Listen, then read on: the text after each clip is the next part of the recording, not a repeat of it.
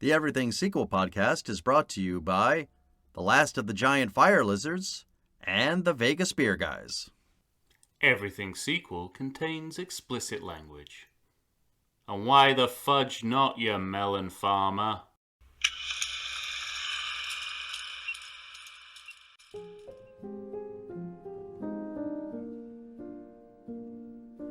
Hello and welcome to the Everything Sequel podcast. This is a Darko edition. Today we're talking S. Darko, a Donnie Darko tale. I dare say there's too many Darkos in that title.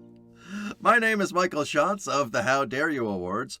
Joining me, the man with an abyss tentacle trying to force my way back through time and make sure I don't stay dead, Tom Stewart of Lonesome Whistle Productions. Say hello, Tom. What do you think God's farts taste like? That crackling dialogue. I asked you a question. I'm expecting an answer.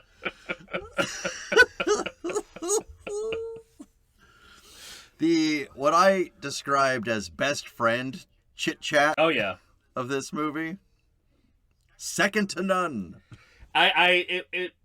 The analogy I came up with, it's like someone cut up Jim Morrison's poetry and then randomly put it back together and formed dialogue out of it. Like those refrigerator magnets? Refrigerator magnet Jim Morrison poetry. Exactly. That's exactly what it was. You know what's, aside from the line itself, you know what's even more offensive about that question? Go. You don't taste farts. Oh, I disagree. Well, no one ever says, I was out there tasting oxygen, right? I mean, you don't eat a gas. It should be, what do you think God's farts smell like? It should be, but every once in a while a fart gets in your mouth and you're like, Jesus Christ.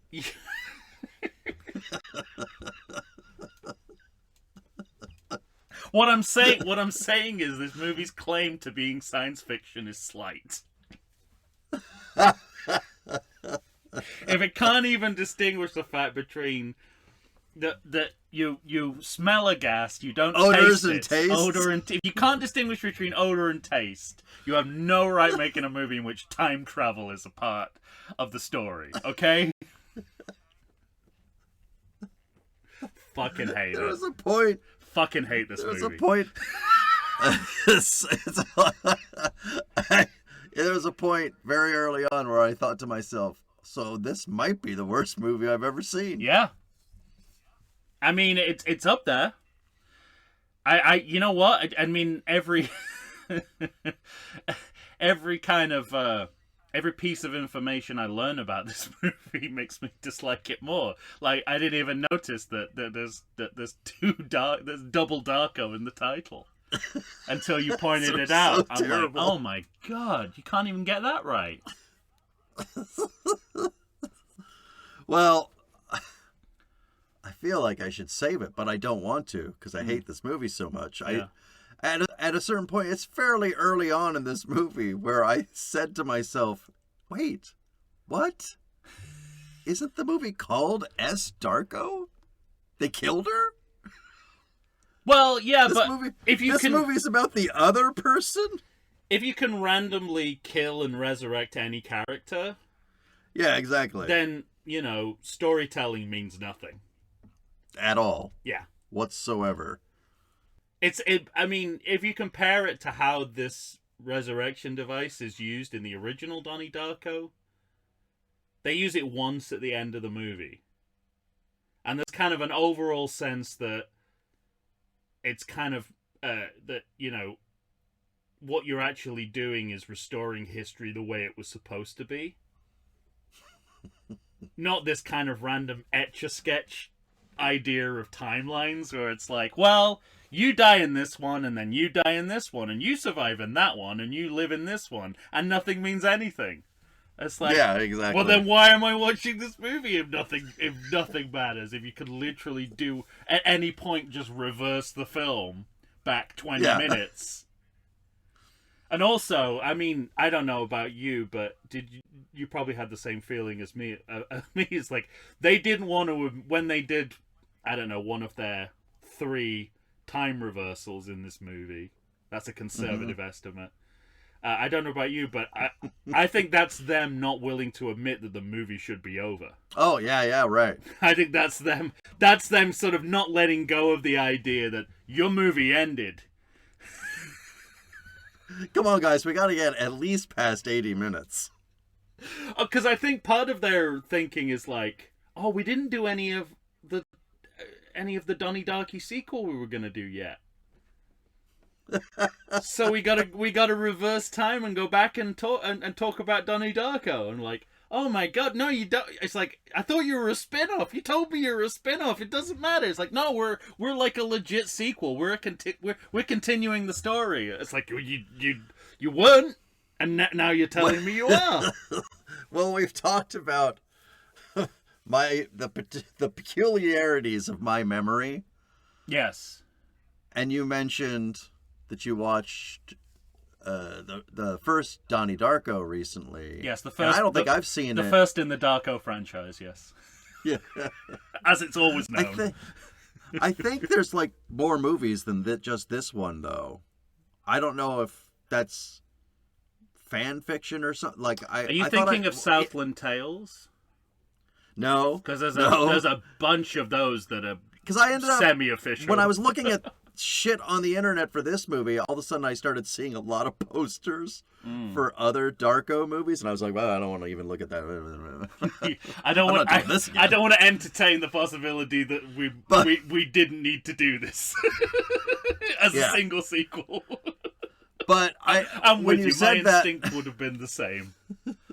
When you said that, I realized that I only saw Donnie Darko, I think, once in the theater, and I have not seen it since, and I have no memory of it, so I don't even have a memory of that time lapse. But oddly, last night, I just before bed, I watched an episode of the original Night Court with Harry Anderson, and in the very second episode of the show, Michael J. Fox plays a character who's like a runaway and won't give his name, and he's being kind of a dick, and he says something dickish to Harry Stone, and in my head, I spoke as John Larroquette while I'm brushing my teeth, as, what's his name, Dan Fielding, and saying, "Permission to beat him, Your Honor?"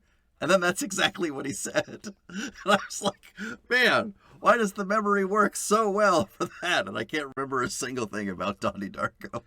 I think a lot of it is what you want to remember versus what you don't want to remember. Yeah. Because having rewatched Donnie Darko now, unfortunately I realize that a lot of what we don't like about this movie may actually have originated there. Okay. I mean, there's no question that they handle it 100% better. Yeah. But I'm just gonna cut to the chase and say the abyss worm, right? The glass dildo, and that effect is straight out of Donnie Darko. It's the same effect.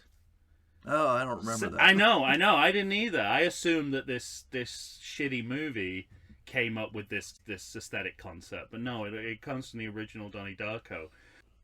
All right. And again, it's handled with kind of style and panache and wit there that it isn't here. Mm-hmm. And also remember that's a 2001 movie. This is a 2009 movie, and right. Imagine what's happened within effects technology between those two release dates, right? Yeah, sure. You would hope that effect looks a lot better than it does in Donnie Darko, but it's exactly the same. It looks exactly the same. So it's kind of more rewatching Donnie Darko. I realize a lot of these problems are more degree than kind. Okay. But the degree to which they've fallen away from what Donnie Darko did with the same ideas and imagery and storyline is still staggering. All right. Well, for some reason... Oh, no, we can't do that yet. I got to talk. Well, oh, yeah. That'll be our prelude. No. So... Well, I also want to say that one of the reasons I really despise this movie and why I'm with you that this feels like it could be one of the worst movies I've ever seen is that, like, you know, I have hard time convincing people around me to watch pretentious movies already. Yeah, if they see this, I've got no chance. Yeah, exactly. There's no chance, like, you know, if someone's like, if this is someone's like first experience of art cinema, I'm never gonna be able to get them. They'll never go see art cinema. Yeah, right. I'm never gonna get them to be able to watch Un Chien Andalou or L'Âge d'Or or La Ventura or other European words. Gesundheit, they'd say. You'll have they'll be like, no fucking way. I'm not throwing myself back into that whirligig of nonsense. What was that story again? you told about, like, you went and saw a foreign film and there were closed captioning and some guy in the theater said, "Oh, it's all over." Yeah, almost. It was the worst part of that story's even worse. In that was in a film class. Amazing. Those were film students who said that.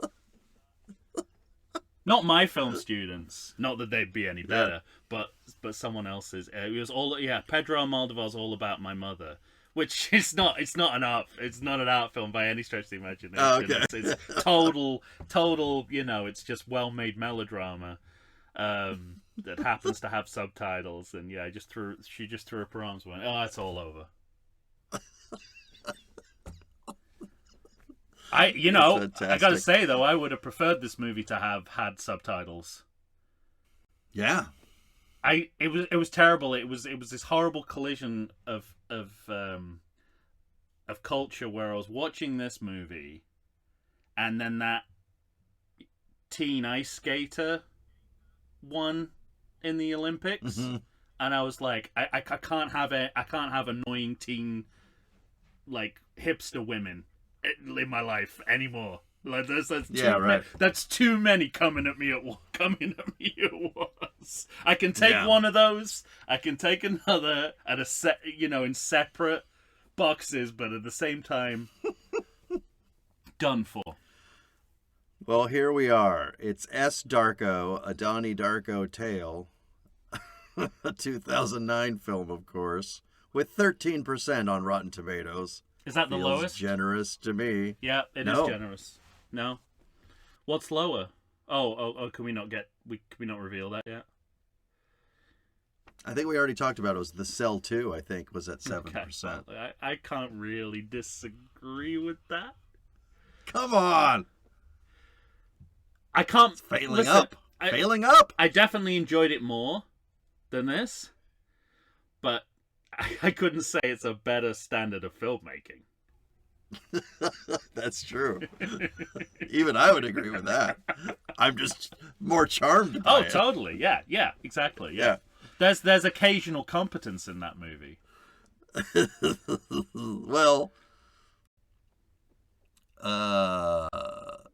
how many Money Corner things do you think I have for this movie? First of all, show me the money, and secondly, attaboy.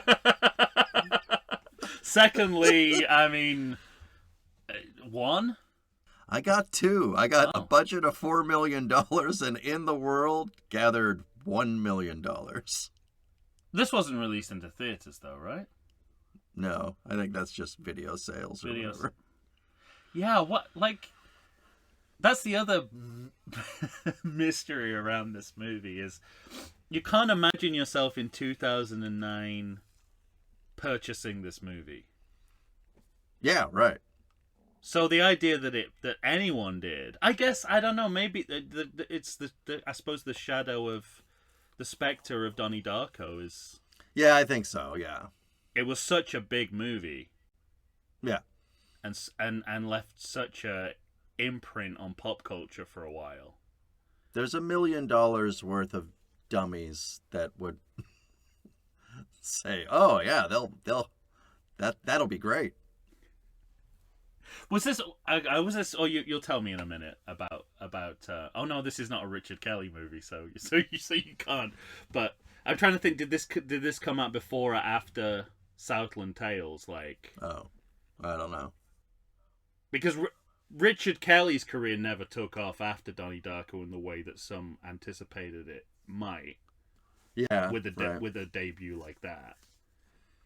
But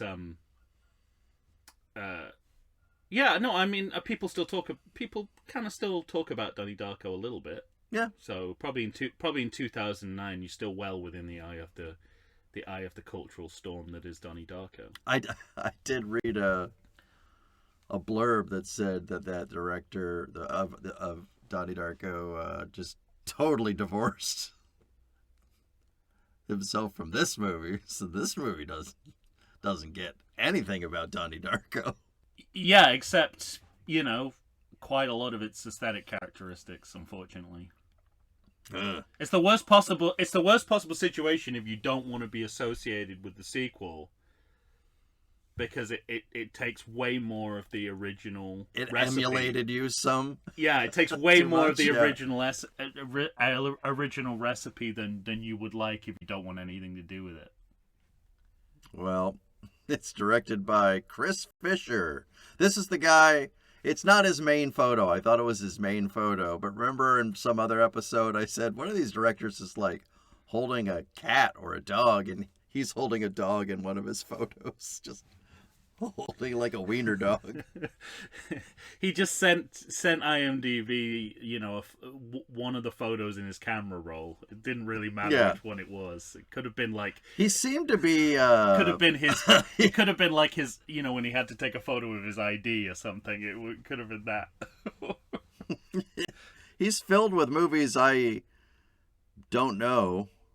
The one I thought I came close to knowing was Night Stalker. I didn't do enough research to know if that was actually about Richard Ramirez. I think it was. It's a good see good title, Night Stalker. Whatever, it whatever is. That movie is. I got it here. It is about Richard Ramirez. And also, Chris Fisher is a good name for a director. I mean, he's evidently not a good director, but I hear Chris Fisher and I think that's a solid director name. Well, he also did, like, these movies I have no idea. Dirty, Revenge, The Hillside Strangler Murders, some movie called Street Kings 2, Motor City. Oh, more sequels. A sequel. And a movie called Meeting Evil. However, lately, he's doing a lot of television. And he did episodes of Taken, The Equalizer, and Star Trek Strange New Worlds. Which Strange New Worlds did he direct? What episodes? Let's see. I have 3 episodes here. Ooh, one must be one with Muppets? Oh, oh my God, he directed the Puppet episode. That's yet to be released. Oh. Yes, there's an all Puppet episode of Star Trek coming out. Because hashtag end times. It's bad enough that Starfleet Academy exists. Yeah, I don't know. It won't. They're now doing an all puppet episode of Star Trek. Wow, it's gonna be directed by the guy who made Death Darko. What a fucking dystopia we live in. You're losing your mind. Yeah. Did you know Starfleet Academy has a character called Genesis? No. There's a character called Genesis. No. Okay. So every time you hear, is it in reference to Nope. Star Trek 2? No. Okay. It's literally they're just throwing a Star Trek IP at the wall. Yeah, let's call this character Genesis. And it's like, won't long-time Star Trek fans hear the name and immediately think, Genesis, Carol, who's stealing Genesis? Genesis is Planet Forbidden. And suddenly zone out of the show in a state of pure bliss where they don't have to follow what's going on in Starfleet Academy. I was just talking to a friend the other day. I want to get you two together because he's a huge Trekkie fan and he watches all of it. I'm like, well, Tom doesn't do that, but he still derides it and says it's terrible. He's like, I gotta talk to this guy. Oh, yeah. All right. Well, I felt like I knew we were in trouble when I saw Silver Nitrate Pictures. Yep, not reassured by the corporate training video quality of that logo. Not at all.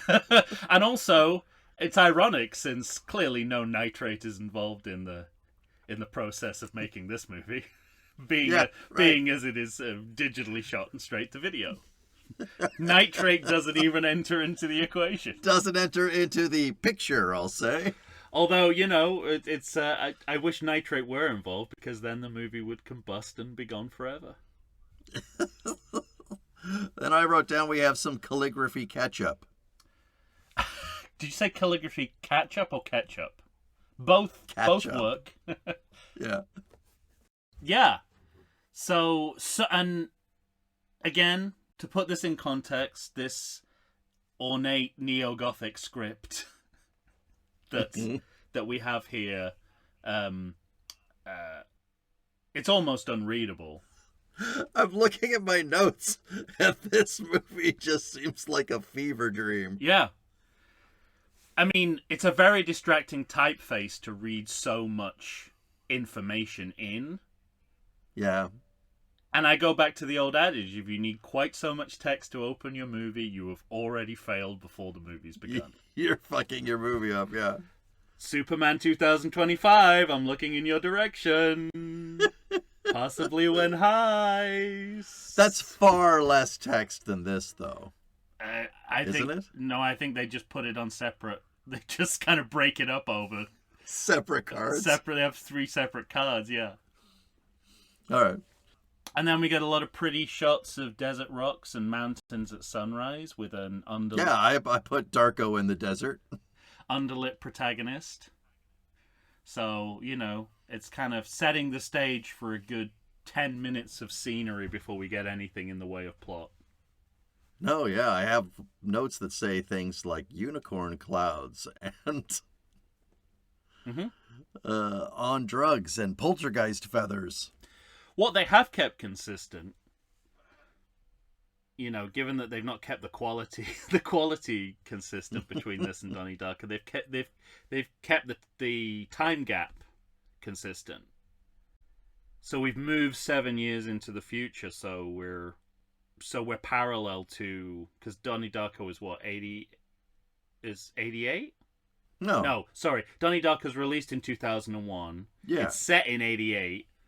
And so we've gone 7 years and 8 years in world and in our time as well. So we're saying it's 2005? Yeah. No. In Donnie Darko, in the fictional world, it's 88 to 90. It's 95. Or no, I meant 95. Oh, yeah. So they've kept that. They've kept that consistent, and they've. And this is the same actor. It is, yeah. Yeah. Because when you saw Donnie Darko in 2001, you went, who I really want a movie about? That child actor bouncing on a trampoline. I wonder what her story is. I think it was one of those things where they thought... literally got a more interesting sister to do a movie about, played by Maggie fucking Gyllenhaal, who's exactly. too busy out there travestying The Bride of Frankenstein to do a movie now. Nobody went and saw that Bride of Frankenstein. Did you see the trailer?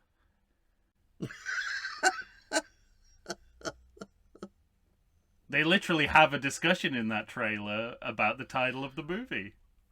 Okay, I don't need to see what happened in the writer's room on screen. I just want to watch what you came up with. I want to watch what you did after you had those discussions. Yeah, for fuck's sake. I know. You curmudgeon. Oh, me? But I'm not at fault here. Make better movies. Make better movies, Hollywood, and I'll go and see them. I'll be there. Literally, I'm in a movie theater 3 or 4 times a week these days because I got nothing else to do in my life. But I'm just seeing re-releases because it's better for my mental health. I'll go see The Bride. Okay, good for you. But we're here to talk about this movie. Remember that's a remake of The Bride of Frankenstein as well. That's the other part of it that stings. I saw The Bride of Frankenstein just for the first time a few years back, and I was just astonished at how fucking good it is. I was like, this movie's fucking amazing. And that's what really stings with me is that Gyllenhaal and, you know, reality show winner Jessie Buckley are going around sort of saying, oh, it's added a whole new level of camp. And I'm like, have you seen Bride? You've clearly not seen Bride of Frankenstein. It's the campest fucking movie ever made. What'd you say about Jessie Buckley? A reality show winner. What'd she win? Like a British reality show, Andrew Lloyd Webber star in a West End musical. I want to say for the sound, Maria in The Sound of Music.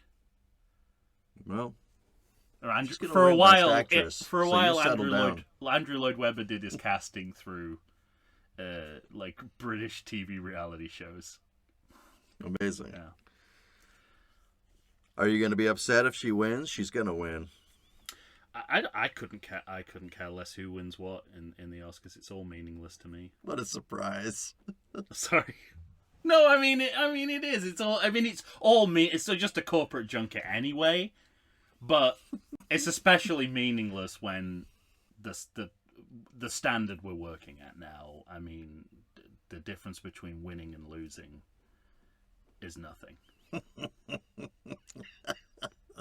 Sean Penn Sean Penn might win an Oscar for the literal worst performance I've ever seen on film. No, he's not going to win. I state it now. He will not Remember win. when I said Trump wasn't going to win the election? Hubris, my friend. It doesn't date well.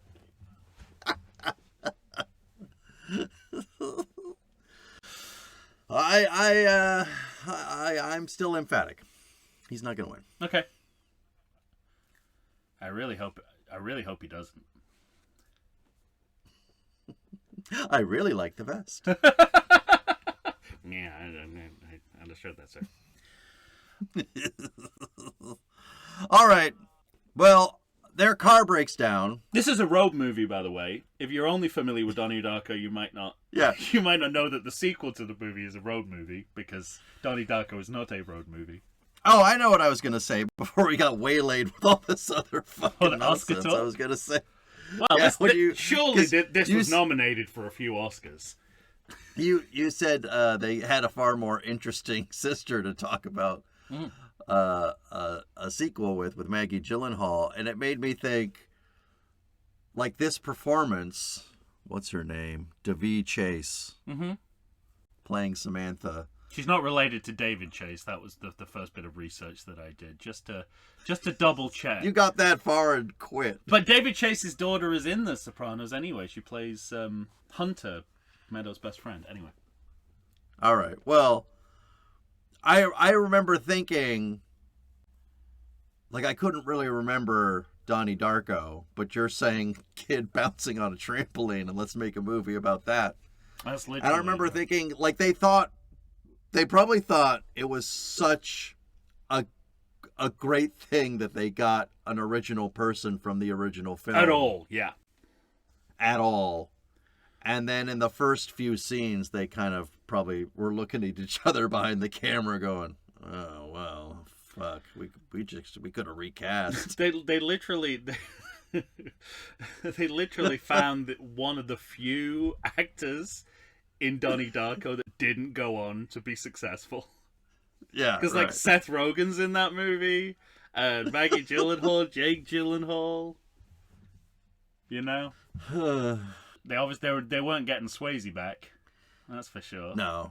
Although I mean, no. And anyway, it's not. I'm less offended by the idea of recasting a kind of equivalent 90s celebrity in that Born Again role with Elizabeth Berkley. Like, I kind of like the idea. I like the idea of that. Again, more than the execution, obviously. You know, no disrespect to... Yeah, I forgot about that. No disrespect to Elizabeth Berkley, you know. Gave one of the great performances of 90s cinema, obviously, but...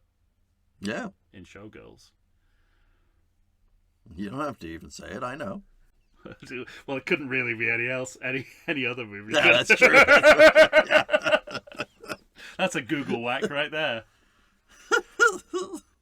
So anyway, their car breaks down, and this guy is playing his role to the hilts, right? Mysterious dude I wrote down picks them up. Gossip Girl guy. Yeah.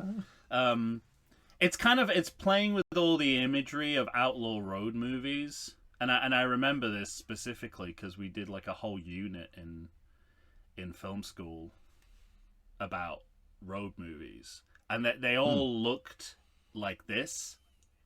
But the ones we watched had substance. So it's kind of like, you can really tell, when you've got nothing behind it, it really is literally like, you know, like bumper. It's like a bumper sticker on a car is what you're watching. Yeah, right. It's so one note and skin deep. And, you know, I think you also get the sense that their interest, you know, that they want to make a kind of Twin Peaks style, right, drama.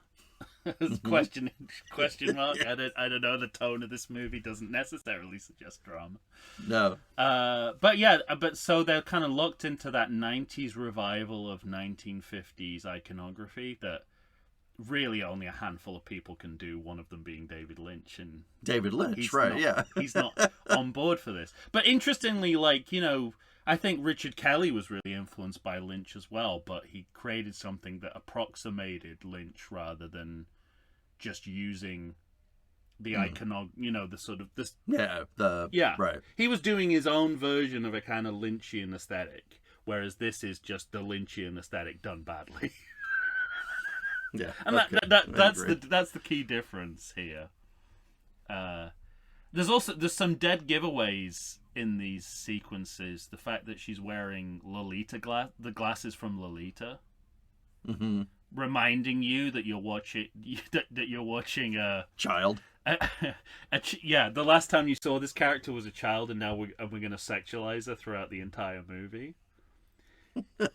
Even though the original Donnie Darko, the whole point of that character was to show you the moral hypocrisy of sexualizing young women, because the most famous scene she's involved in the movie is the dance squad, where they're all dressed, where it's like preteen girls with makeup and doing sexualized dance moves in short skirts, and, you know, the Christian woman who is the head of the, you know, is the coach, doesn't understand the irony of kind of like, you know, being of Christian values versus sexualizing young women. But this movie is just going to sexualize, you know, preteen women. Yeah, and our next movie. Yeah, it's a couple of pedophile adjacent movies we've got in the hopper for you. Well, also her best friend. Question mark. Question mark. Why would these two people spend any time together? They clearly hate each other. I know. From moment one. It came out of my mouth and I was like, is that right? Yeah, no, that's what the movie's telling us, but it's giving us no compelling evidence that these two could ever spend a time together. Well, it was funny because I just thought I could see the machinations of what they wanted, because her name is Brianna Evigan. She's not. And I was like, oh, she's Greg Evigan's daughter. She's from My Two Dads. That's what's going on. And she is? Yeah, she's Greg Evigan's daughter. That's the first thing I think of when I thought of Greg. But she's not. Was Greg Evigan's daughter in My Two Dads?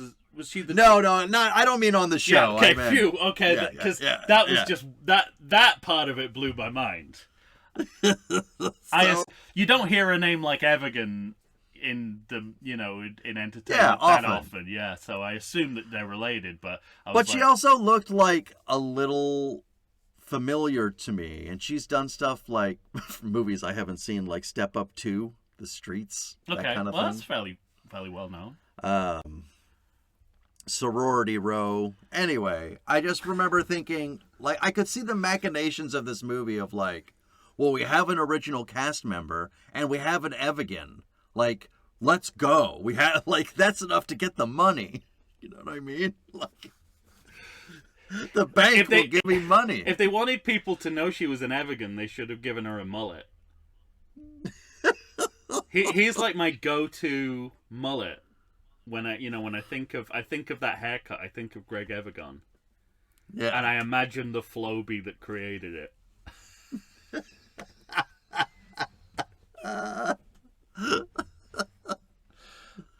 The other big kind of giveaway as to what their agenda is in these scenes is that there are 5 minutes in the movie. He goes, no, we'll just wait around here for a while. And I'm like, oh, okay. Yeah, exactly. I had the same thing. I'm like, film's showing its hand of like, we got nothing. We got nothing. We're just gonna wait out this movie. They think they can do this because they're playing on the level of U-turn for Oliver Stone, you know? Like, what I think as the movie goes on, what I thought they were going for was it's Twin Peaks written by Dawson's Creek written by Sam Shepard, directed by David Lynch. That's what they want to be. Yeah. And it's kind of... But they're not doing any of that. No, and like... Again, knowing these kinds of movies, even the ones that are done well, I'm like, I get that there's an ambiguity in their relationship. Like, is it a friendship? Are they lovers? Are they, outlaws on the run? Whatever. Like, I'm sure that's the point, but it makes it really hard to invest in this movie in its early stages when you don't know the relationship between your central characters. Idea. And I think even art cinema would know. Good art cinema would know to do something to tell you what this was meant to be. Uh-huh. And it doesn't do any of that. Nope. It patently refuses. It does. I wrote, you can tell which order I watch these movies in because I wrote, already at a motel. So I clearly just seen Vacancy. I was like, oh great, another motel-based movie. Fantastic. How many of these are we going to see? Is it gonna be every movie that like 10 minutes in someone's gonna check into a motel? Like, Jesus Christ, 2009, what is your problem? Oh, amazing. And if you didn't know it was the mid-90s, you got O.J. Simpson trial on TV. Right. The guy at the guy from Deadwood who runs the motel just came from a Star Trek. He had a Star Trek convention there at the motel recently. Come on, John Hawkes. John Hawkes, yeah. I was thinking of him as the guy from Deadwood. Okay. What else? I mean, what else has he done that is of that quality? Well, I mean, he got nominated for an Academy Award for Winter's Bone. Oh, I didn't see that. And then he like, he. Me, You, and Everyone We Know. Yeah, he after that, I think he kind of became flavor of the month, strong actor that we need to put in everything. And then Walton Goggins came along and snatched that from him. Just smacked him right around. Yeah, exactly. And I've worked with, and I'm a better foil for Oliphant as well. Because it was him and Oliphant, wasn't they? Were like the sheriff and the deputy almost. Right. But they were also partnering together on like something else, right? Weren't they running something? No. Who? Goggins and Oliphant? No, Oliphant and Hawks on Deadwood. A hotel? Yeah, something like that. Oh, it took him like a few seasons to decide he wanted to be the sheriff, even though it's such brilliant writing in Deadwood. He was like going around, like aching to be the sheriff. Yeah. But he wanted the town to ask him, beg him to be sheriff. Such a good show. If you've not seen Deadwood, oh, I love it. It's phenomenal, and it's like, don't be put off by like the first 2 episodes where you can't understand what anyone's saying. Your ear will tune in to what they're doing eventually, and you'll be like, this is the greatest like drama I've ever seen. All right, on that note, maybe we should take a break. Oh God, really? Yeah. We're gonna take a break. Do you know what my next note is? This is how little we've done. First hint of a plot is my next note. Guess that's the movie's fault rather than ours. Or maybe a little from column A. It might be a little both. A little from column A, a little from column B. All right, we're going to take a quick break. Okay. And we'll come right back and try and, like, let's snowball this to the end. We are caught in a time loop, after all. I'll say. Starts with me shitting on time loops, and then we never actually get anywhere through the movie. We've had a lot of... Why don't we talk about this for 5 minutes? I know, but it's hard not to when you've got so little to talk about. I agree. All right, we'll be right back.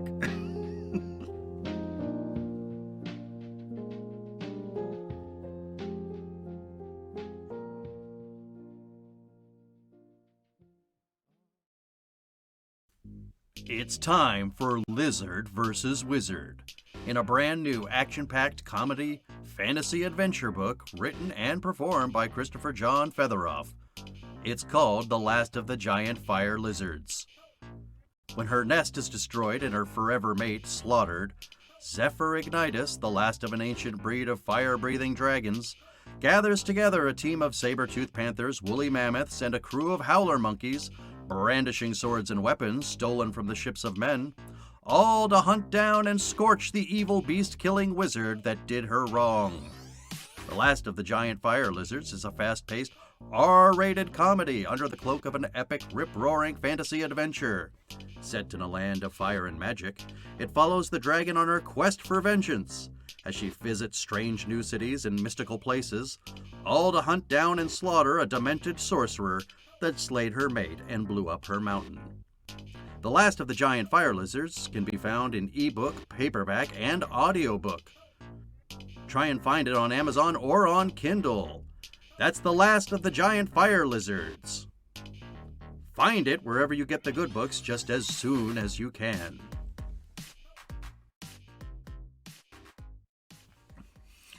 And we're back, ladies and gentlemen. Tom and I are here talking about everything except S. Darko, a Donnie Darko Tale. The 2009 film directed by Chris Fisher. Puppet Man, possibly, of Strange New Worlds. Wow. Are you sure that's not just the image you see when you click on the series? It's specifically his episode.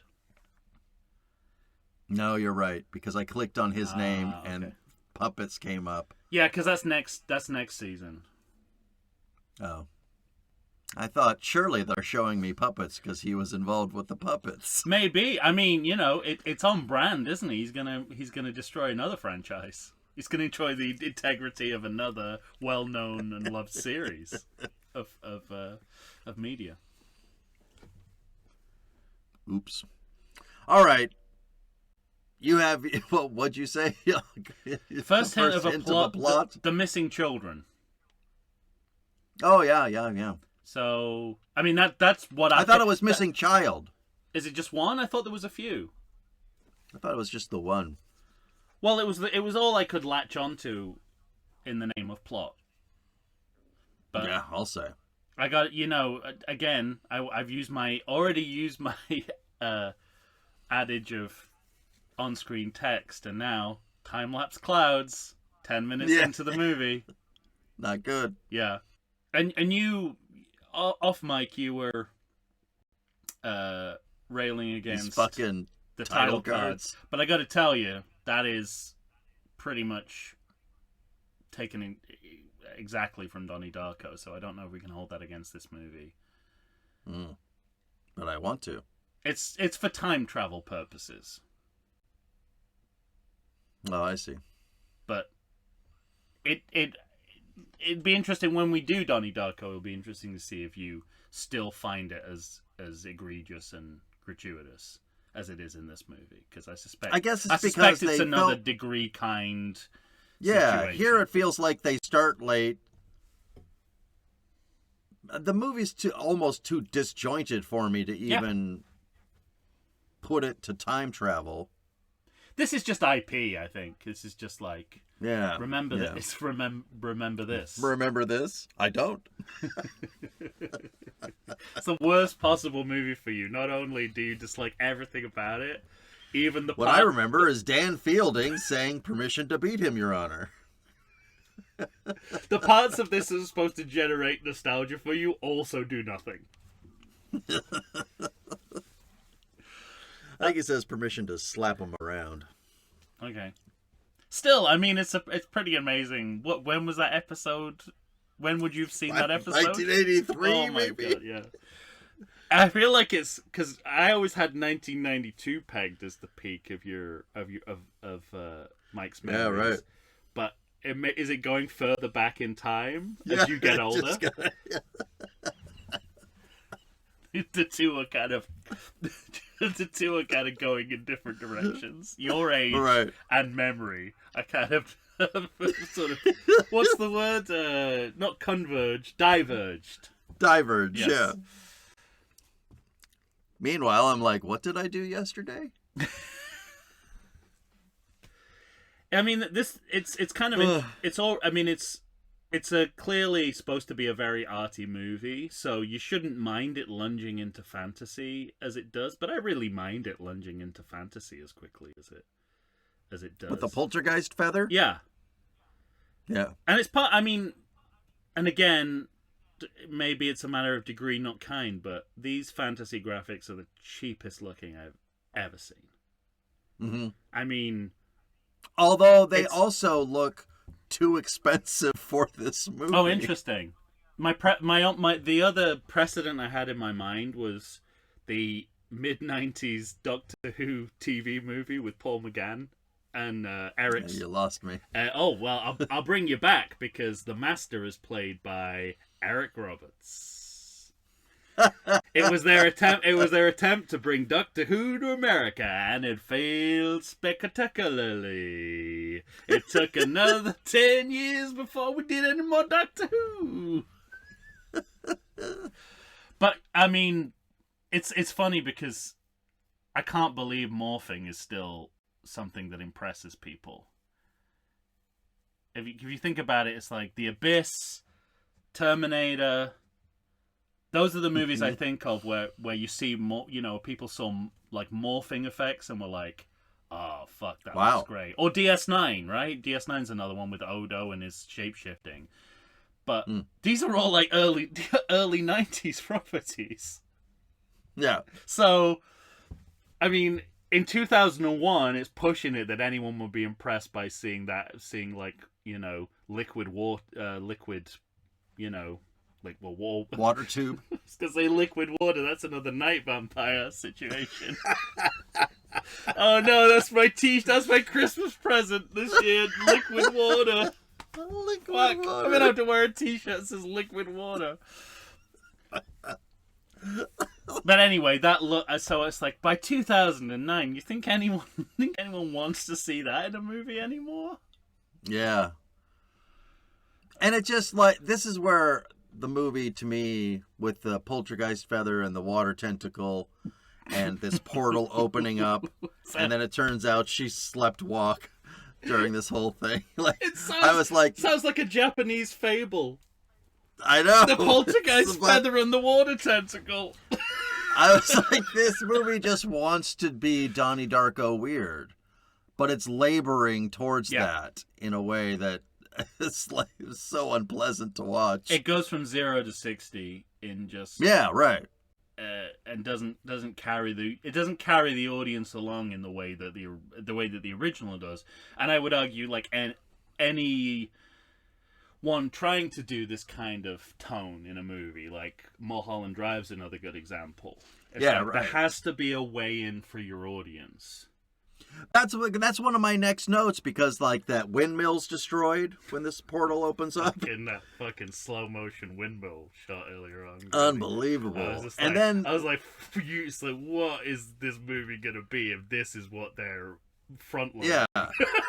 Because then they have like that moment between, I'll put in quotes, the two friends, between Samantha and Corey, where they're like, they have inside jokes about doing the worst things ever. Mm-hmm. Was my note. Yeah. And it was one of those things where I was like, what is it you're trying to show us? Yeah. Like, yeah. How well these two know each other, or how depraved their sense of humor is, because all it's making me do is not like them. Yep. 100%. Which is the opposite of what you want your what your movie, the character your movie's about. Unless that's the point of it. And it's kind of like it's bad feminism as well, because you're trying to make your female character seem assertive and powerful by belittling men. But all you get out of it is like they just seem vindictive and bigoted. Yeah, right. Yeah, exactly. Like to the point where it's like, you're intimidating men sexually as if, that they're not. It's like as trying to imply that they're gay, or they're not living up to masculinity. It's like, well, that's as bad as any kind of sexism out there. So it counteracts itself.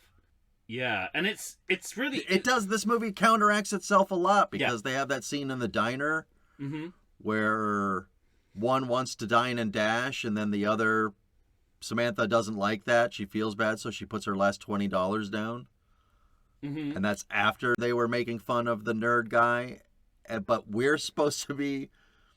At the beginning of this movie, we're supposed to say, we're supposed to identify with the nerd guy, because... like you were just saying, that's just as bad as men judging women. Yeah. But then in the end, he turns out to be like a serial killer. I mean, that's it. He it's one of those movies where it's like, he's a toxic man, but I don't know if this movie knows he's a toxic man. I think the movie's telling us that this is an okay kind of masculinity, and it isn't. And also, I mean, they're also trying to make him the Donnie Darko surrogate for the movie.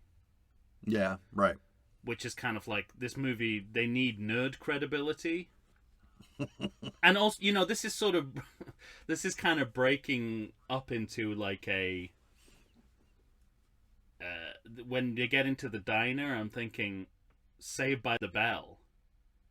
Yeah, right. The dynamics between characters is very Saved by the Bell, and it doesn't help that we have one of the characters. Well, that's it. I literally wrote Saved by the Bell, and then Elizabeth Berkley walked in, and I was like, "Oh, I guess that was a pretty on point analogy then." But this is where they're trying to ape the original in the way that the original did casting, because you had these two 80s icons, Patrick Swayze and Drew Barrymore.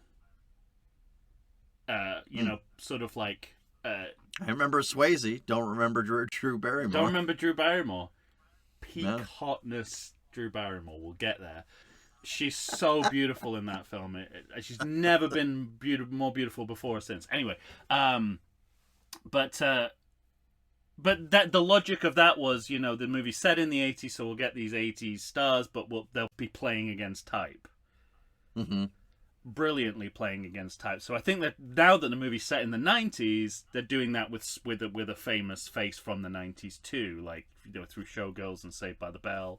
Yeah, gotcha. And obviously the idea that this is the lead of Showgirls and she's playing a born-again Christian, like what might have actually happened to Elizabeth Berkley after having filmed Showgirls. She might be like, okay, that's it, I think I need to find God now after this experience. I have a distaste in my mouth. I'm gonna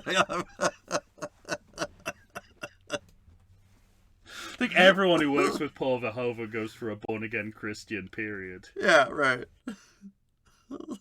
So I get that didn't sit well with me. Yeah. Everything he made me do. So I get the logic of that, and I get that you're probably not gonna, again, with the greatest respect to Elizabeth Berkley, you're not gonna get a Swayze. A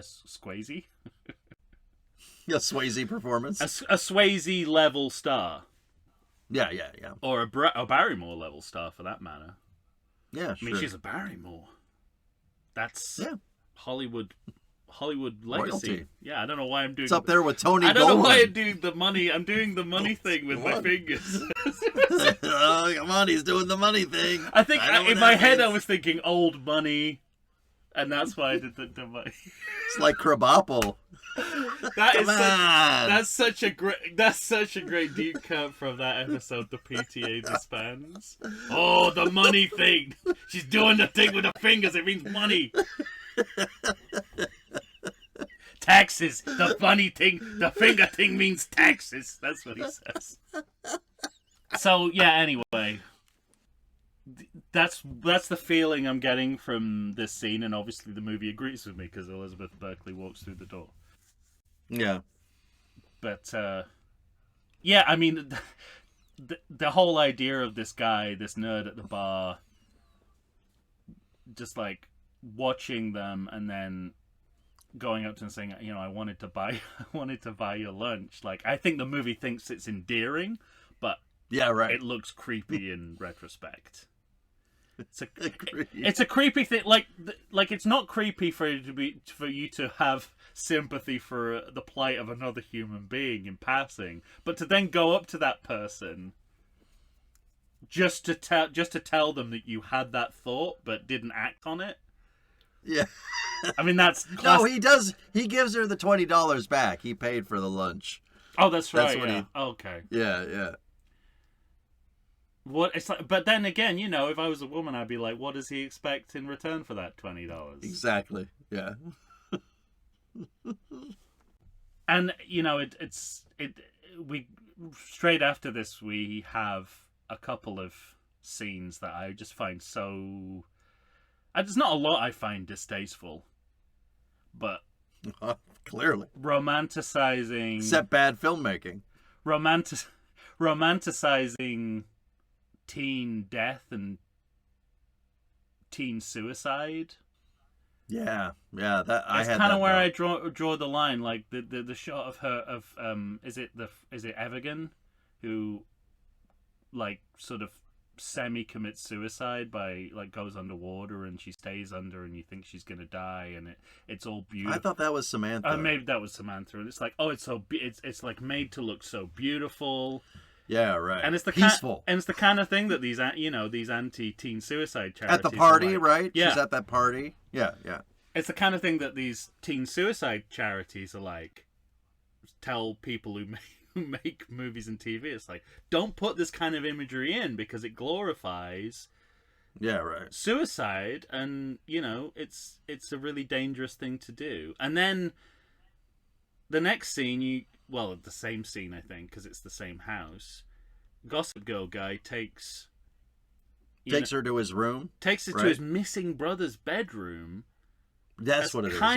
It's kind of a come on. I'm like, you shouldn't be getting horny over this, or like in your missing brother's room. Yeah, you're allowed to be attracted to this woman, but if you're not going to get a romantic vibe out of this scene unless you're a psychopath. Mm-hmm. My notes feel very spaced apart. I think I recall like my attention waning, and every once in a while I just lean forward and go, okay, I'll write that down. You called it my next note is about the feather, and you called it the poltergeist feather. I called it Forrest Gump ghost feather. Okay, because I wrote another feather falls, so we're at the same spot. Okay. But didn't you think that it was like the ghost version of the Forrest Gump feather? No, I thought it was a poltergeist feather. Well, it is the first time she drags it out of the TV. Oh, okay. So that's, Well, they're both great movies, so that's the most important thing. I guess a third option is The Ring. Like crawls out of the TV like Samara, like The Ring. Yeah, I think a lot. Also, Samantha is Samara. I'm pretty sure I'm right about that. She's from The Ring. She's in The Ring? She's the Samara girl. Yeah, she's the one that crawls out of the TV. Oh. I don't really know the American Ring. I know it makes me sound like a snob, but it's actually true. Like, I think I've seen all the Japanese ones and none of the American ones. All right. I've seen both. Gore Verbinski, right? Oh, is it? Didn't he do the first one? Sarah Michelle I Gellar? just saw a Gore Verbinski film. Pirates of the Caribbean? No, Have Fun, something, don't die. He's still directing in movies that people like? I thought, didn't Pirates of the Caribbean kill his credibility for real movies? Here's the thing, too. So much of that film is really good. Oh, yeah. But he can't even pay attention to his own title, like Have Fun, something, don't die. Yeah. You can't make that movie 2 hours and 15 minutes. Well, I've told you before, I think when we did the Poltergeist reboot on Patreon, that I have a hard time buying into the cult of Sam Rockwell. That's who's in it. Sam Rockwell is that's what I'm saying. Like, I have a hard time buying into the cult of Sam Rockwell. And I know you do, everything I've seen of his performance in that movie tells me that I really have to be drinking the Sam Rockwell Kool-Aid to enjoy that performance. Yeah, there's that. There is that. If you're Sam Rockwell fearful, you probably won't like it. You know what I said to myself? If he dances once, I'm out. And he doesn't. So I was like, okay. Okay. Interesting. That's the bar, apparently, for me. So the Forrest Gump ghost feather... Yes. I wrote that it got wrapped in an American flag. I don't know. I just wrote it... Okay. Let's say that happens, because again, nothing matters. All right. But because my next note is the abyss worm comes out of Iraq Jack.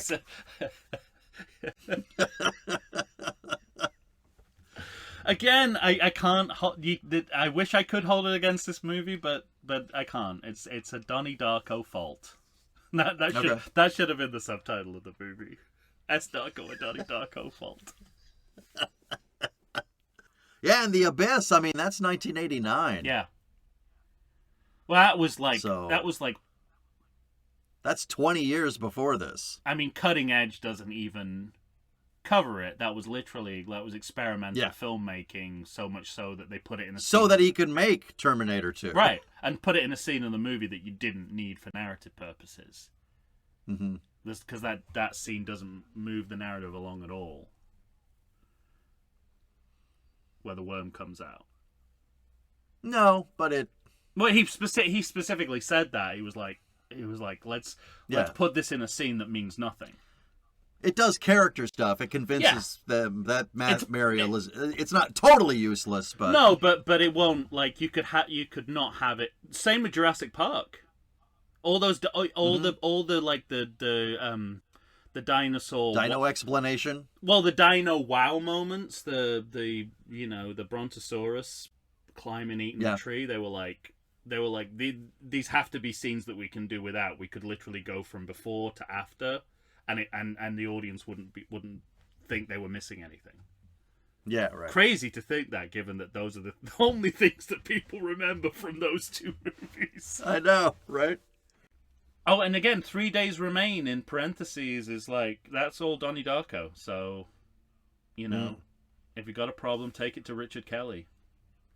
Also, John Hawkes is pretty fucking creepy in this movie too. All the men are terrible. Uh-huh. And I don't think the movie gets that. I think you're right. Terrible this cabal of manhood is in this movie. It reminded me of the coroner that wants to get his book deal. That's what it reminded you of. In that superior 2009 movie. Exactly. And he's talking about the kind of road fiction that the film is aping. Like, doesn't he mention On the Road? Yeah, I thought that's what I remember hearing, On the Road. I was like, oh, so A competent road movie. Well, this is the period of the movie where it tells you what movies it wants to be. Yeah. Because when they go to the movies, on the awning, 12 Monkeys, Strange Days, I think there's a production of Alice in Wonderland going on at the school or something. Okay. We see Alice, it's like, oh, okay. So rather than try and do something, you're just going to tell us what you'd like to be if you were better. Not that On the Road is any better than this, but most people think it is. That's what I was gonna. Yeah. It's most people consider that a competent road movie. I can't remember who said it, but it was that's not writing, that's typing. That's exactly how I feel when I read On the Road. It's just like, it's literally a monkey typewriter kind of situation. And it's what's weird as well is having gone to the trouble of coming up with a 90s equivalent of the Swayze casting from the original. They've also got like a Swayze surrogate character, like a sleazy priest guy. Swayze, the priest guy. Yeah. Squeezy. I can't say Squeezy. Squeezy. You remember Patrick Squeezy? Like when Patrick Swayze is like a SpongeBob character, he'd be called Patrick Squeezy. Patrick Squeezy. Patrick Swayze is like a self-help guru, but I think he's meant to be a evangelistic Christian as well. But this guy is an evangelistic Christian, and he's cut from the same cloth, except that he's not a known actor. But and his Swayze character's done for paedophilia at the end of Donnie Darko, and this guy is as well. Yes. So there's a parallel there. Because you can people in the establishment turning out to be pedophiles is a story that never dates.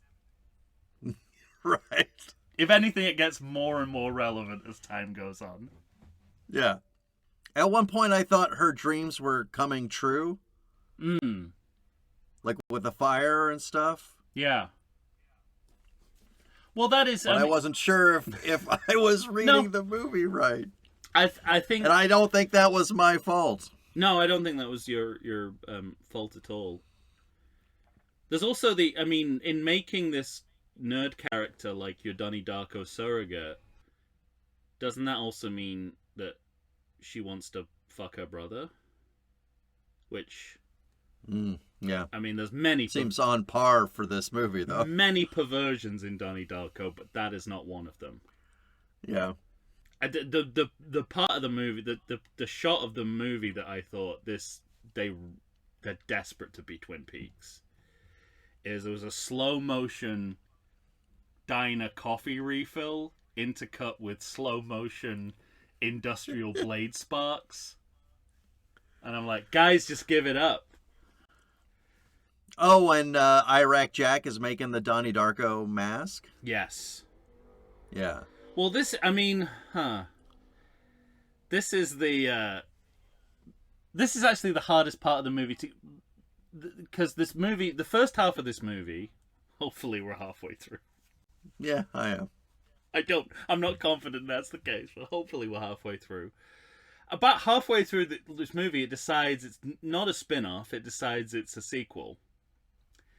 And up until that point, you've got the deniability of like, oh, this is just an offshoot of Donnie Darko, and it's disposable. You can just throw it away. It doesn't need to contaminate your memory of Donnie Darko, right? It was like it's an experiment. It happened. We'll leave it there. We don't need to think about it again. But the movie really wants you to engage with the idea of it as a sequel from this point onwards. Because we bring in the bunny, we bring in the book, the physics of not the physics of time travel, the philosophy of time Tesseract, the philosophy of time travel by Roberta Sparrow, and the story of the original movie starts to become significant. Okay, even though Donnie Darko resolved all of this in the movie, somehow Iraq Jack factors into this now. For some reason. Right. It's terrible, like, when you when you go back to an original after having seen the sequel, and you've almost convinced yourself that the sequel is answering questions that the original left unresolved. Oh no! And you're like, oh no, the original completely resolved that in a. Okay, good. Tied it up in a neat little package, and that this movie ignored. Completely ignored and made up its own version. Gotcha. Of who the fuck this rabbit is. We find that out. In yeah. We find that out in Robbie.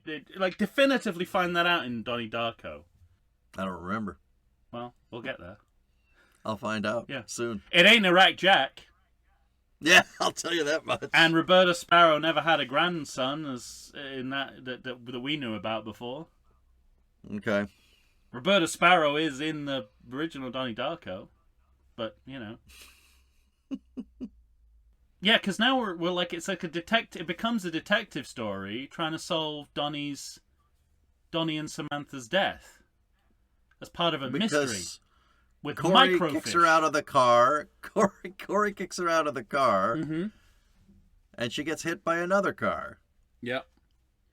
I mean, this really kind of set me off because I didn't remember Donnie Darko, and I didn't know we were going to time travel, and I thought, this movie's called S. Darko, right? Samantha, she's dead?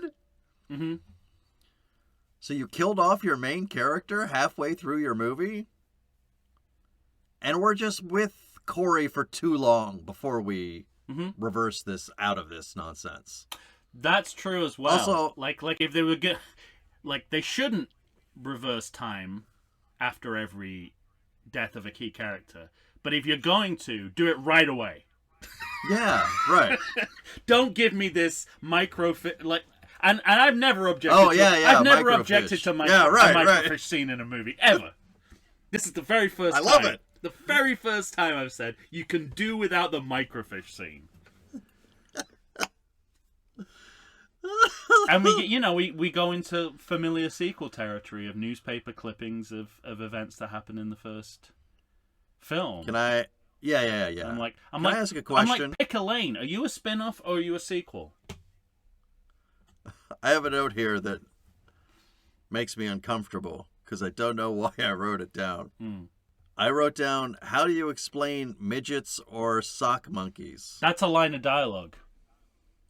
That's what I thought it was. The actual line of dialogue is, how do you explain midgets to sock monkeys? That's what it is. Yep. That guy. I wrote it down. Mysterious man. Once again. Now I have the clear memory of it. How do you explain midgets to sock monkeys? Once again, one less quotable to play with. Thank you very much.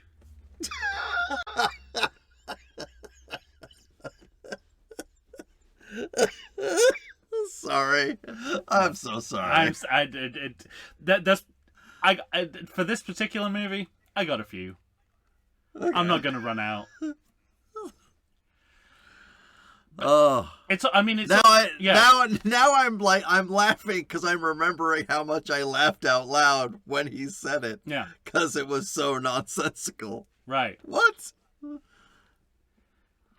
It's the other thing that I think hurts this movie wanting to go in such an arty direction is that when you do that, you've also got to trust your audience to go with you. Yeah. And when you get lines like, I'd do anything to take it all back, followed by time reversing, it's like, well, that's like any commercial movie that doesn't trust its audience. Mm-hmm. It's like you watch Mulholland Drive, it's like, I don't expect to find out who the cowboy is. Yeah, exactly. Right? It's like it's not that kind of movie where I'm going to find not that on out the menu. Not on the menu in any meaningful way. So to kind of go back and forth between sort of spoon feeding the audience and baffling them, it's the toggle back and forth that harms this movie as much as anything else, I think. Yeah. It's like you've really, like the second half of Mulholland Drive. If you're gonna start down that road, you've got to commit. And and they do. He does. Completely. Fucking, beyond your wildest dreams, really. Yeah. So, and again, like if you compare Donnie Darko uses this device once at the end of the movie to kind of reset time, and the idea is it's sort of like it's kind of a sort of quantum leap, if you like, sort of scenario where it's like put right what once went wrong. Yeah, right. This is just like, well, there are no rules to time anymore. That's the feel. You're like, there are no rules to time anymore. So linear time doesn't exist, which means that we don't have to pay attention to anything that's happening in a linear fashion in this movie. It can all instantly be undone at any moment from this point onwards, and that's exactly what happens. Yeah, and it's interesting, like the comparing the science-splaining in this movie to the original too. Is kind of like done very elegantly in the original, and this is like there's like what I called a physics for dummy monologue in this. Yeah. Whereas isn't there because we see a book at some point, right? Yeah, well, it's funny. I mean, in the original, it's like you actually have to engage with the theory of physics beyond what they tell you in the movie to understand what's going on. Like, they don't pander. It's like The Wire. Like, they don't pander to you. It's like, keep up. Yeah. Right? Yeah, and know something other than what you're watching about science in order to understand it. Whereas this takes the opposite. It just says, okay, it's like, I guess it's 2009. It's like, I read this online. Let's cut and paste into the screenplay is what it's done. Because at one point they pan over a philosophy of time travel book. Well, that's a book within the fictional world. Okay. That's the Roberta Sparrow book. This will all become clear to you when you rewatch Donnie Darko. It's a book written by a character in the original Donnie Darko that Donnie uses to understand the time loop that he's in.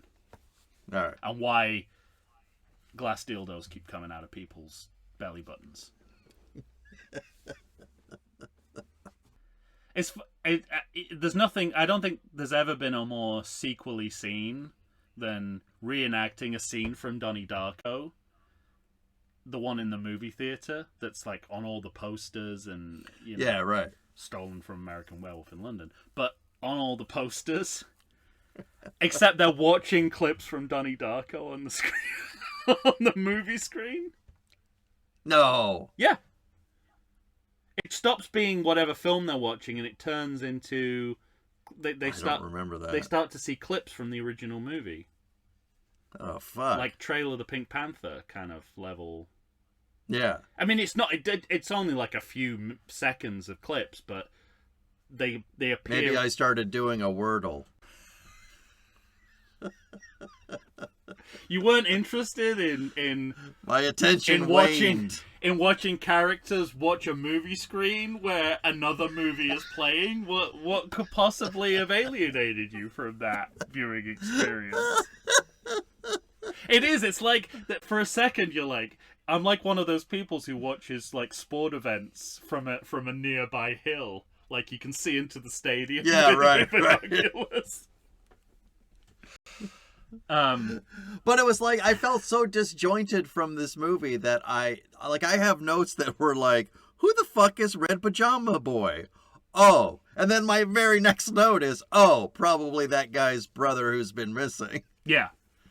You know, shit like that. It all adds up, you see. Yeah, because she says, like, my... But that's me just thinking it out, not the movie. True. Because she says my childhood, and then the footage of her and the dance team appears on the movie screen. That's what happens. Well, I'm not going to go back and watch it. You'd have to re-rent it, right? I think, probably. I have terrible news on that front. You bought it. It was... Did you steal it? Please tell me you stole it. There was no option to rent it. Yes, there was. I rented it. Not for me. I think they've got you over a barrel because you buy so much media and you're like, well, it was the same price as a. It was the same price to buy as a rental. So. Oh, maybe I own it then. Yeah. If I didn't notice that, maybe I bought it and didn't notice the price difference. See, now here's the thing. Like in our ranking episode, I think also one of the reasons I couldn't quite, even though it's clearly the best of all of these movies. Yeah. one of the reasons I don't think I put The Messengers at the top was because I was having a hard time finding that movie. It wouldn't let me rent that movie either. And the only place I could seem to watch it was on Tubi, and I had to watch 73 commercials with it, and that affected how much I liked the movie. It bothered me. Why don't you do what I do and use the commercials to write your notes? Yeah. I mean, I would, but still. Didn't like how many commercials there were. Which led me... You're going to be so upset. I love it when you cost yourself money. I don't know what you're talking about. It's my favorite thing on this podcast is when you're like, I rented it in HD for $50. Well, then get ready to get pleased, because I couldn't find St. Trinian's 2 anywhere. It's on Prime. No, I tried to go to Prime. No, it's still on Prime. It's still on Prime, man. I don't know what... It said to me... I don't know what virus posing as a search engine you're using, but it is costing you money. That one, I was like, I could have watched that one with commercials on Tubi, and I was like, I'm not going to. That's just too bothersome. Okay. And I ended up paying $15 for that movie. Wow. This is Centrinians 2, right? Yeah. Okay. That's definitely still on Prime. I saw it the other day. Anyway, okay. See, it said Prime, and then it said you have to have something else. Oh. Oh, maybe maybe it stopped being available literally the moment I stopped watching it. Oh, yeah. All right, we got to get back on track here. So Justin Sparrow, grandson of the author of The Philosophy of Time Travels, character in the original, and he's the guy with the bunny mask, which he welded himself. Iraq Jack? Yeah. Which, the original tells a very different story. All right, let's take a break.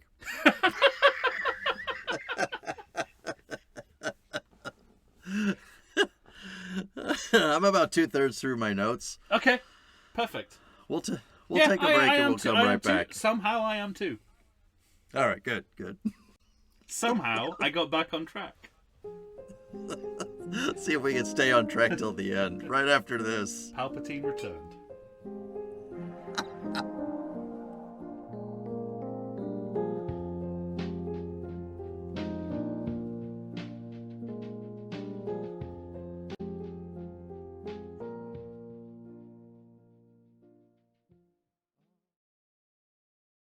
I like to think I know something about beer, but nowadays even I get overwhelmed when confronted by the exhaustive selection of craft beers they have at bars, breweries, and even grocery stores. Back in the day you had one, maybe two craft beers to choose from, and if you were confused, you ordered a Guinness. But in beerstinations like San Diego, the craft beer options lately are in double, sometimes even triple digits. So what's a beer drinker to do?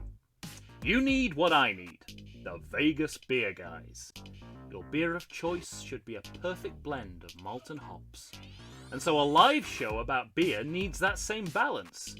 And the Vegas Beer Guys matches beer expert Dan Aker with self-proclaimed beer novice Stephen J. Weiss. The results are eminently drinkable. They're on Facebook, they're on Instagram. They'll try new beers, they'll tell you about beer. Think of them as your beer Sherpas guiding you up a foamy-headed mountain to reach the peak of your pint. God, I need a beer.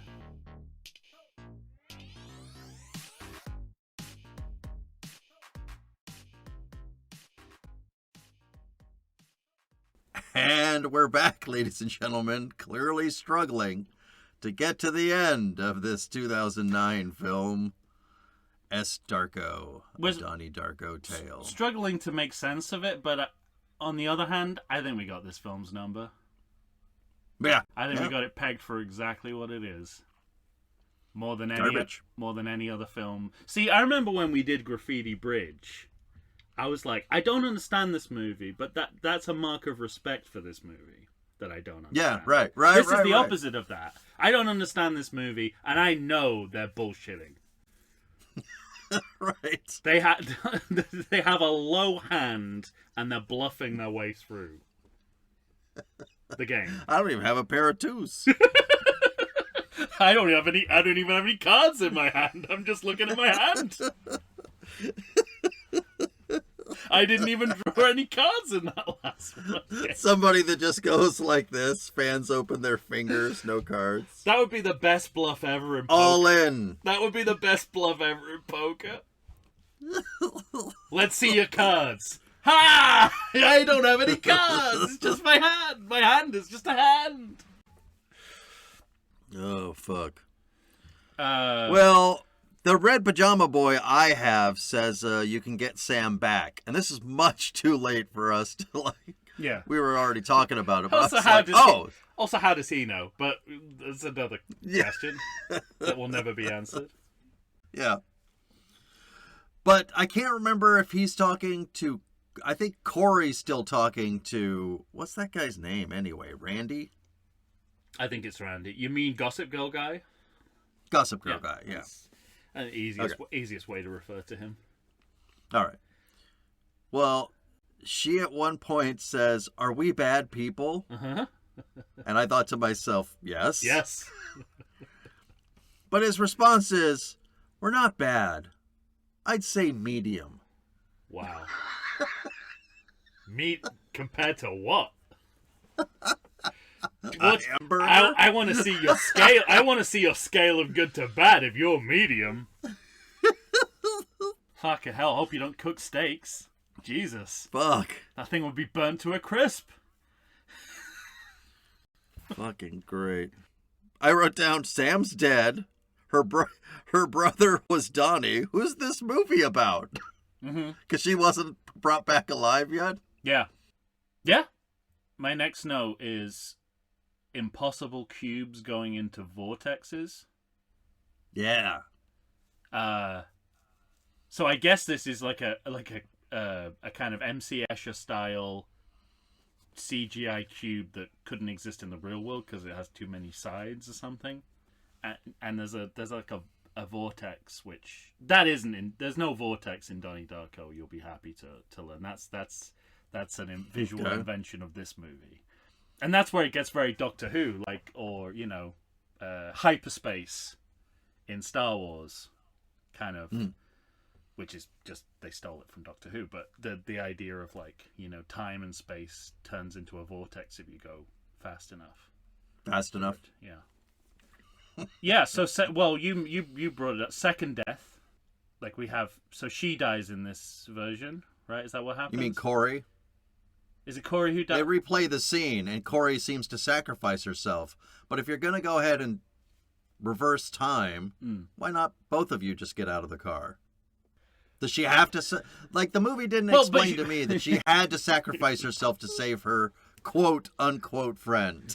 She could just reverse time again and you know, just keep going, but keep reversing it. Yeah, and exactly. doing different variations. Ooh, what if this piece of shit Journey fan gets killed this time? What would that do to things? It's like basically Groundhog Day is what we're dealing with at this point. They've turned like a discrete time loop into Groundhog Day. But that's where the stakes of the movie. If the movie had any stakes, that's where they're all completely gone, because death, time, all temporary, irrelevant. Yes. So we're done. Nothing right? matters. Nothing matters. But then my next question to the movie is: so we're done, right? You're telling me this movie doesn't need. It's kind of done, right? You've told us everything you're going to tell us. But we have a pastor to be a pedophile we got to get to. So this is what that's the movie's answer. And that's pretty much a remake of what happens in Donnie Darko, because it's a fire that reveals Swayze's like porn dungeon, child porn dungeon. Mm. And isn't it something similar here that reveals his? How do we? There find is a it? burning building. There you go, same exact thing. But I bet if you asked the person who wrote this movie, they'd be like, "It's not. We're not stealing from the original movie. It's time rhyming." I bet that's what they'd say. It's like poetry. It rhymes. They don't. I mean, nothing really. I'm about to ask a question. I don't think I really need to ask, but the movie doesn't say anything specifically along the lines of, this is a family who seem to get involved in an inordinate number of fucked up time loops, right? I mean, they don't pay any What's their deal? Lip service to the fact that the Darko family seem to have more problems with the time-space continuum than other families, even on that street, one would argue. Yeah, right. They got more problems than Marty McFly. Yeah. And they they reference Back to the Future as well in Donnie Darko. I don't know. We get more title cards. That's the end of my notes, man. Whoa. No. That was abrupt. I have it's the day before 4th of July, but it says 11 hours remain, and she sleepwalks to the mine and sees both Iraq Jack and the mine and the red pajama boy. The rest of my notes, I think, are just existential complaints. Yeah, me too. When they arrest Iraq Jack, I was like, why is that cop in shorts? Even if it's a desert town. Interesting. Have some respect for your job.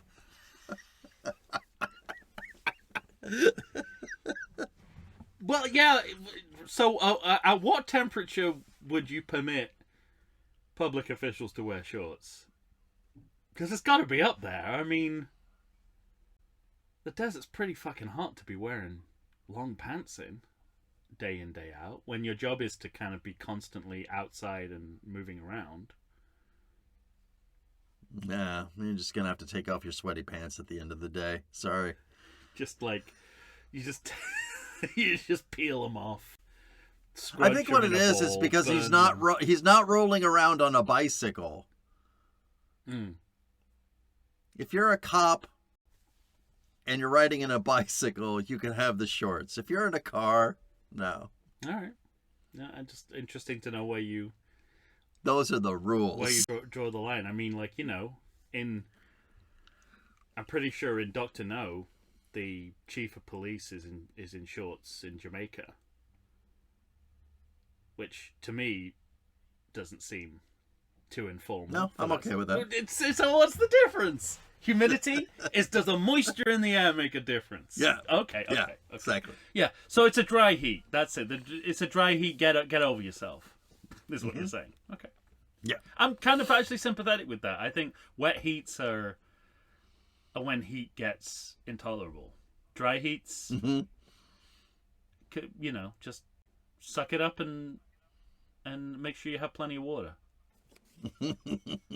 When it's a wet heat, it's like, well, I'm drinking water, but water's the problem and the solution.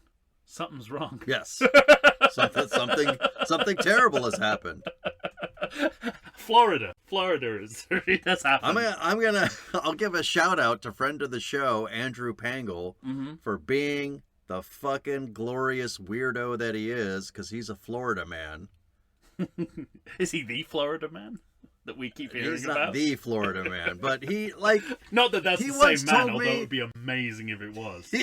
He once told me, we used to work together, and he once told me, oh, fucking LA when it's hot. I hate that dry heat. Like, give me the Florida heat. I like to walk outside and be dripping wet with sweat in 5 minutes. And I'm like, what about that is good? How could you possibly prefer that to the dry heat? What are you talking about? We're the strangest thing I've ever heard. Reserve our most vitriol for our Patreon supporters.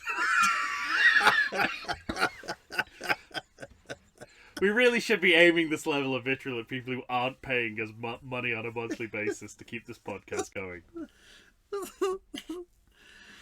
But he's a monster. But that's a That's ridiculous. It's an indefensible position. I hate it when it's hot out and yet I don't sweat. Terrible. Yeah, right. What a terrible situation to be in, where all I have to worry about is protection, not changing my clothes every 20 seconds. All right. Well, in this movie, you say you're out of notes, but I say Jeremy gives her that dress and then takes her to the Tesseract fire show. Yep. In the desert. Uh-huh. Right? I don't have any notes on this, so I'll take your word. She dies? I'll take your word. Does she die? She dies? Randy finds her in the desert? Is she dead? I don't remember. Don't they reverse time once? They do. More. To before they get to the... And there's no tragedy this time, right? No, I guess she's leaving, because she gets on the bus. So who's dead in this timeline? Is it Corey still? Do they reverse Corey's death? They do it once more. 3 was actually a pretty good guess, because I think they do it 3 times. But I don't know. I don't know why they do it a 3rd time. I wrote down dead fuck hugs. Hmm. Like both these fuckers are dead and they hug? Is that what? I don't know. Well, then what that I means meant. they're both alive, which is why they went back a 3rd time. So they did what you were talking about. I think so. I think Corey comes back, she stays, and Sam leaves. Right? Before any of this happens. Yes. I think so. Yeah.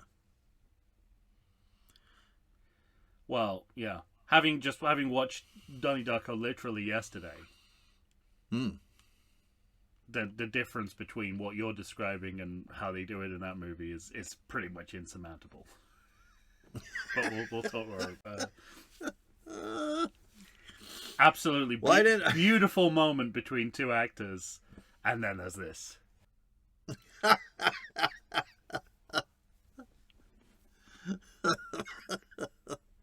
Perfect. But she gets but the car she's getting on the bus because she's leaving before any of the shit goes down. She's going home, right? She's going home back to another time loop centric fucking neighborhood. Okay. But did they say at the beginning of the movie, did she didn't go to college, she just like ran away from home? Yes. Okay. Ran away. Because she's about college age now, right? I think so. I think she's kind of the age that Maggie Gyllenhaal's supposed to be in the original. So, doesn't mention her at all, which is weird. Just the dead brother. Just Donnie, yeah. Microfish brother. Maybe they don't want to draw attention to the fact that there's another character that this movie could possibly be about, and it would have been better. Yeah. Yeah, so I think they Brother Microfish. Yeah, that's a band name. So you must be happy they did what you said they should do. Is they went back in time and fixed. So neither of them died. So they just had to tinker about a little bit. Well, they could have done that right then. She could have just gotten out of the car. True. Well, that's it. I mean, yeah. The offense is you made me watch more movie. You made me watch more movie. I was gonna say they should have done like a Simpsons time paradox thing with they should have all had lizard tongues. At the lizard tongues, yeah. Yeah, close enough. We're both alive. How the fuck does Iraq Jack even play into all this? Like, why does he make the Donnie Darko the movie's rabbit mask? The movie's telling us he's the bunny. Even though the original told us that was a guy's Halloween costume, yeah, based on a famous cookie jar that existed in the world of the movie, and that it's the kind of time ghost of a kid who accidentally runs down Roberta Sparrow, who wrote the philosophy of time travel. called Frank, and that's why he's called Frank. So this is a different. Maybe this is like each Darko has their own bunny. Is maybe what they're getting at. Each Darko has. Each Darko has. Oh, each. I was like, I thought you said H Darko. I was like, wait, what? Hey, don't tread on my sequel pitch. Come on. There's a third. What's there is Maggie Gyllenhaal called Hyena? What's her name? There is another. Yeah, no. So each Darko has their own time loop bunny. And if you're going to take away one thing from this movie, it's that. I think that's it. I think I having just thought it through as I was speaking, I think I realize now that they're not contradicting the original movie. I mean, they are in essence, but I think what they're actually trying to do is saying, here's another entirely independent welded bunny mask worn by a completely different time ghost. Who is nonetheless the grandson of, which is again a very sequel thing to do, make it a relative of someone from the original. In fact, this movie's doing that in two different ways. You've got Iraq Jack is related to someone? Yeah, he's the grandson of Roberta Sparrow. The writer. Yes. Okay. Who is a character in Donnie Darko. Oh, okay. He's one of Donnie's neighbors. So it's his fault. Who? The writer. He did all of this by writing that fucking book. Oh. Roberta Sparrow. God damn it. No, her writing this book is what kind of saves. Is that a real book? No. Okay. I mean, it might be a real book. I'm losing my fucking mind. It might be a real book, but it's a I don't know what the term is for a book that exists only in the fictional world of, like, the Misery books or something. Yeah. That don't actually exist in our world. All right. Anything left? Not for the film, no. Okay. I was done some time ago. I've just been playing for time, which is the best. We didn't need that second break. I was just playing for time, which is the really the best tribute to this film, I think. Yeah, that's it for me. All right. Well, let's credit check. Please. Based on characters created by Richard Kelly. I think it goes a bit further than that. I mean, you're redeciding what it all means. It's a bit different, I think, from based on characters created by. Visual effects created by the Animation Picture Company. Clearly a shell operation, and the results are on screen.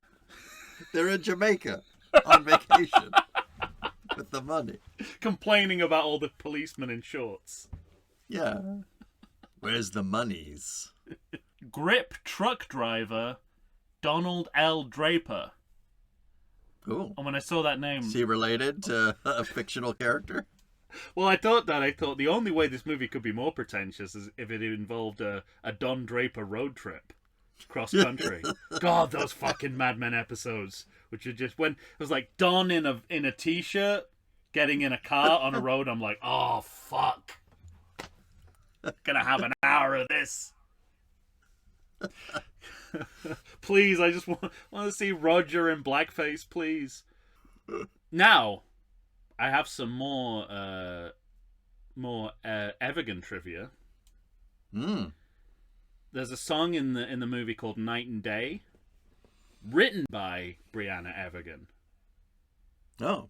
So, and she really does have the smack of a musician pretending to be an actor when you see her on screen. Yeah, you're right. So, it's always interesting to look at the certain movies where the credits for the rights they had to pull are more interesting than the movie itself. So they had to license clips from the original movie, as most sequels do, news footage, obviously to get the OJ stuff, and George Foreman grill infomercial. As if like the OJ trial doesn't set the historical scene well enough, you have to also have a George Foreman grill infomercial. I think that's gilding the lily, isn't it? That's like, it's like, oh yeah, I remember 1990. I just go, what was it, 1993, 1994? And you see the George Foreman grill commercial. 94. Perfect. Erect Jack's mask created by Chris Hansen. I saw that. Now, is this the guy who designed it for the original? Because I hope it's not whoever just did it for this movie saying he came up with the aesthetic. We'll bring up your notes from... Oh, that's true. I'll have to cross-reference it. Cross credit check. So that's a kind of segment within the segment. Yeah. It's time for my cross credit check. Now we bring you cross credit check. As if this wasn't long enough. Show me the cross credits. Show me the cross credits. Special thanks, James Brown. Came out of the grave to. I'm sure, had he known, he would have come out of the grave to disassociate himself from this movie. Yeah. No! And then goes back to being dead. Something I've been paying attention to a lot recently is the names of the limited companies that movies create to avoid copyright and tax trouble. Yeah. This one was LLC Darko 2. So it's interesting that like there's a sense in this movie it doesn't know whether it's a sequel or a spin-off, but clearly when they were in financial terms this is very much a sequel. Delightful. Yep. Is that it? Credit checked. I'm refusing them for a loan.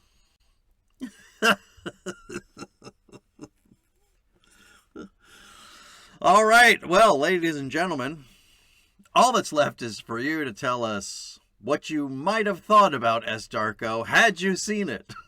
Yeah, it sounds like it might be quite a difficult... We've described it as a difficult watch. It's also difficult to access. The combination of the two means guarantees nobody has seen it. Nobody's going to see this episode. Maybe you did in 2009. Maybe you were one of the impossible people. Yes. The impossible people who so decided... looking forward to anything Darko related. Yeah. All right. Well, if you're gonna tell us what you think about the movie, or tell us how stupid we are for having watched the movie, yeah, then you got to do it on the things, the books and the grams and the threads and the blue skis and the X's.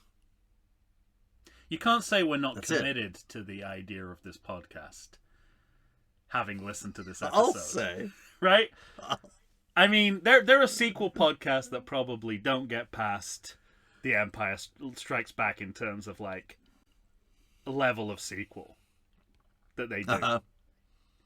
I mean, we're giving you S. Darko and Donnie Darko Tale.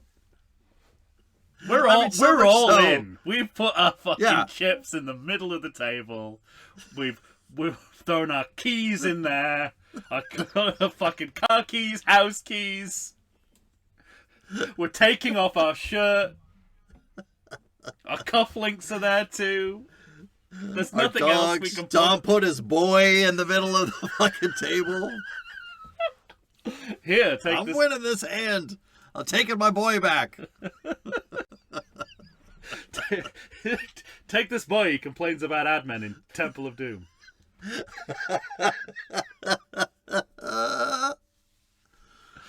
Yeah. Yep. So much so that when you said, I think it's time for us to finish 2009, even myself I was like, nah, I don't want to do that. No, we got to. Come on. To use one of my go-to Simpsons analogies, the spirit I had was in the flashback episode where Bart starts school. It's the saddest thing I've ever seen. One of the saddest things you've ever seen in The Simpsons. He's like the cutest little Bart Simpson. He goes, "School will be fun," and he runs in the school, and then by the end of the day, it's all over. I'm like, that's how I felt. I was like, This is fun, right? When we do these shitty fucking single sequel years, I remember it being fun. And then half an hour into Vacancy 2, I'm like, kill me. Kill me now. This is no Into the Blue 2, I'll tell you that much.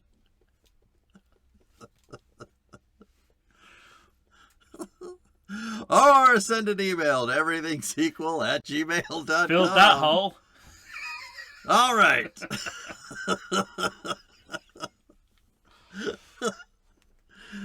When you hear us next, we'll be talking about Tom's top pedophile movie, St. Trinian's 2. It is. That's a factually accurate statement. It is my preferred pedophile adjacent movie. Yeah, of this list. The Legend of Fritton's Gold. Well, I'm a patriot, so that's why. Yeah, man. The whole time I just thought, this has got to be... I'll have to ask Tom. This seems like the most British movie I've ever seen. It's so British it requires a lot of explanation. That's how you know it's quintessentially British if you have to explain most of what happens. Well, look forward to that. For Tom Stewart of Lonesome Whistle Productions, Michael Shantz here of the How Dare You Awards. Like I said, when you hear us next, St. Trinian's 2, for what it's worth. Oh, that would have been a great subtitle. Whereas the real one is like Curly's Gold Returns or something like that? Yeah, okay. Something like that. All right, Tom, give them your alternate quote. Say goodbye. Drinking warm beer and dry humping to Journey. Gotta say, as shallow as this film is, also seems to get shallowness. Yeah. That's how I would describe shallowness. Understands it perfectly. Yep. That's maybe the one part of this movie where I'm like, oh, you found your level. You know this world. You just don't know the one you're making a movie about. That's it. Yep. We'll be back.